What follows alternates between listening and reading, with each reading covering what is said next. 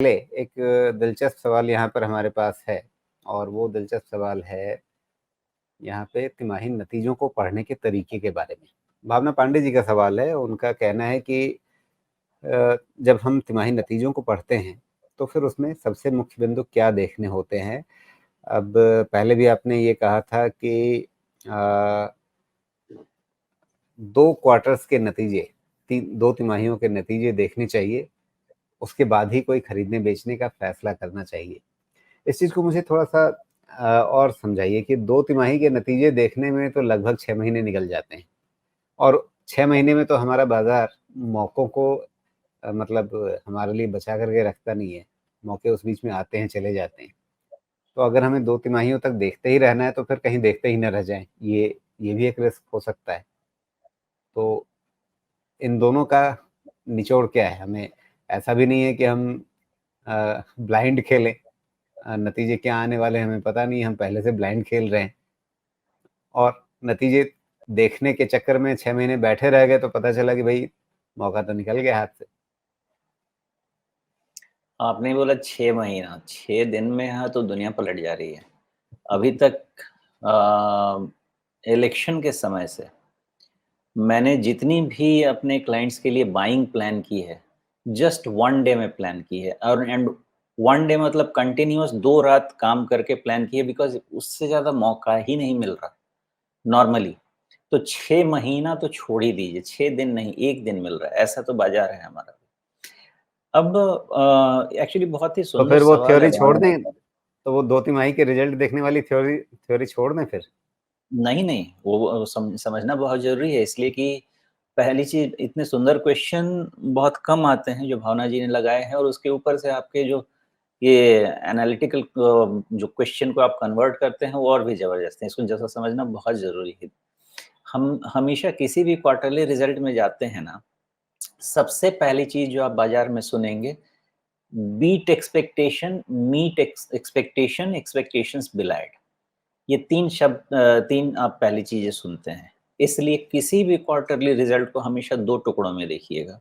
पहला टुकड़ा होता है जो आपका ट्रेडिंग स्टैंड पॉइंट से देखना होता है और दूसरा टुकड़ा होता है जो इन्वेस्टमेंट स्टैंड पॉइंट से देखना होता है।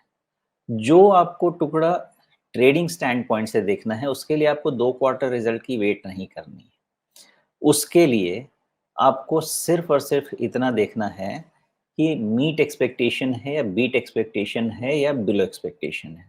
इसके बेसिस पे उसमें ट्रेडिंग पोज़ीशंस बनेंगे या बिगड़ेंगे। अगर बीट एक्सपेक्टेशन है तो वहाँ से उसको पॉज़िटिविटी मिलेगी, बिलो एक्सपेक्टेशन है तो हैमरिंग होगी। इसमें भी कितने डिफरेंस और कितने डेविएशन से तेज़ी हो सकती है स्टॉक में या फॉल हो सकता है, वो डिपेंड करेगा कि वैल्यूएशन लेवल कैसा है, रिलेटिव वैल्यूएशन लेवल कैसा है। इसलिए पहली एनालिसिस जो आपको करनी होगी, वो यही करनी होगी, ओके? अब दूसरा पार्ट देखिए और लिंक कैसे होता है इसको भी समझिए। लोग आप जब सुनेंगे जो न्यूज़ पे एनालिसिस सुनेंगे तो होगा कि ये स्टॉक ने बहुत खराब रिज़ल्ट दिया है, हमारा मार्जिन का ये एक्सपेक्टेशन था, सेल्स का ये एक्सपेक्टेशन था, प्रॉफिट का ये एक्सपेक्टेशन था और उसके अगेंस्ट में रिज़ल्ट अच्छे नहीं आए हैं, तो ये पुअर रिज़ल्ट है। अब मैं इन्वेस्टमेंट की बात कर रहा हूँ और जैसे मैं रिज़ल्ट देखता हूँ बिकॉज़ मैं इन्वेस्टमेंट देखता हूँ। अगर बीट एक्सपेक्टेशन है, तो वो रिज़ल्ट एक अच्छा रिज़ल्ट बाय डिफ़ॉल्ट है। लेकिन मान लेते हैं कि वो रिज़ल्ट एक्सपेक्टेशन को मीट नहीं कर पाता है, लेकिन by itself it is a good result. क्यों? कैसे गुड रिज़ल्ट हो सकता है? Based on company guidance. अगर कंपनी गाइडेंस को मीट कर रही है, तो भी ठीक है। बेस्ड ऑन उसका जो रेवेन्यू या प्रॉफिट का जो ट्रेंड है, अगर अपने आप में वो ट्रेंड मेंटेन्ड है, तो भी मुझे ठीक है बिकॉज़ मैं ईयरली प्रोजेक्शंस देखेंगे, जो ईयरली एनुअल रिपोर्ट या जो उनके कॉन्फ्रेंस कॉल्स होते हैं, उससे जो गाइडेंस होता है, गाइडेंस में क्या-क्या होता है, सेल्स का गाइडेंस होता है, मार्जिन का गाइडेंस होता है, एबिटा के नंबर का गाइडेंस होता है, प्रॉफिट प्रॉफिट का तो नॉर्मली कोई नंबर का गाइडेंस नहीं देता है, लेकिन एक रन रेट मेंटेन करने का गाइडेंस देता है। एज़ लॉन्ग एज़ ये चीज़ें हैं और इंडस्ट्री से बहुत डिफर नहीं कर रही, इनफैक्ट मेरे लिए अगर वो बिलो एक्सपेक्टेशन रिजल्ट है और स्टॉक गिर रहा है, मेरे लिए वो अपॉर्चुनिटी बन जाती है बिकॉज़ रिलेटिव एस्टीमेट से वो एक खराब रिजल्ट है बट इन आइसोलेशन जो कंपनी का और जो सेक्टर का अंडरस्टैंडिंग है, जो एस्टीमेट है, उसके हिसाब से वो बहुत अच्छा रिजल्ट है, इसलिए मैं उस गिरावट में भी खरीदारी के लिए तैयार रहता हूँ। और इसीलिए अगर आपको ये वाली पार्ट की इन्वेस्टमेंट की एनालिसिस करनी है, आप उसको 1 क्वार्टर में राइट ऑफ नहीं कर सकते बिकॉज़ 1 क्वार्टर एबरेशन भी हो सकता है। हमेशा क्वार्टरली रिजल्ट को 2 टुकड़े में तोड़िए। पहला ट्रेडिंग स्टैंड पॉइंट से देखिए और उसके लिए 6 दिन छोड़ दीजिए। 6 घंटे काफ़ी होते हैं उसके एडजस्टमेंट के लिए।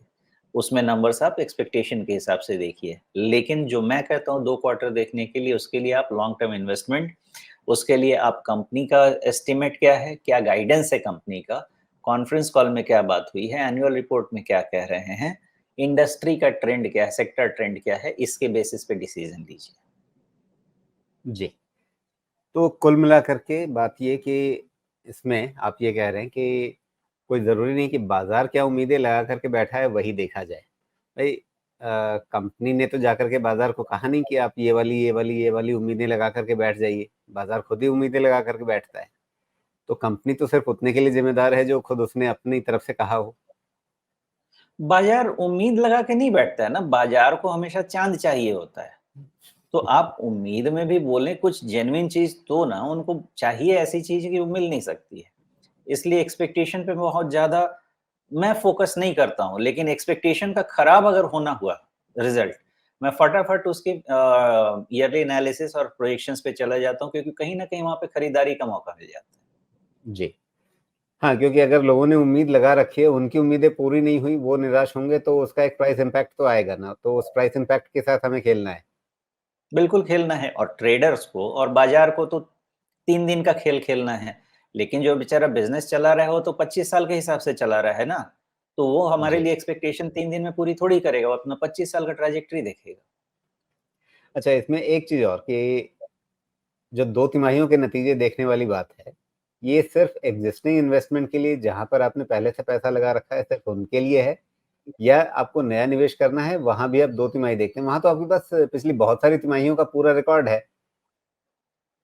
नहीं, ये जो आपको नया इन्वेस्टमेंट करना है ना, उसके लिए अगर आप बॉटम अप अप्रोच लगा रहे हैं, तब तो फिर आपको कंप्लीट पिछले 3 साल का कम से कम एनुअल रिपोर्ट पढ़ना पड़ेगा और कंपनी अपना प्रेज़ेंटेशन देती है और कॉन्फ्रेंस कॉल करती है, उसको सुनना पड़ेगा और उसको फिर सेक्टर में बिठाइए।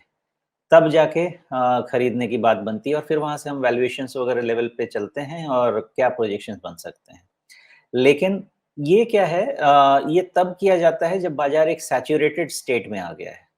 लेकिन अगर बाज़ार सैचुरेटेड स्टेट में नहीं है ना, तो टॉप डाउन वाले में ना बहुत ज़्यादा अपॉर्च्युनिटी मिल सकती है और वो आसान जी। भी होता है, वहाँ पे आरओआई भी बेटर होता है और रिस्क कोशंट भी कम होता है। तो उस केस में क्या करना चाहिए कि फिर पहले सेक्टर आइडेंटिफ़ाई कर लीजिए। एक ये भी कह सकते हैं कि जो मेन ड्राइवर है, जो गवर्नमेंट है, उसका फ़ोकस कहाँ है? लेकिन उसका फ़ोकस होने के बावजूद भी वो क्राउडेड स्पेस हो सकता है, इस चीज़ का बहुत ध्यान रहे।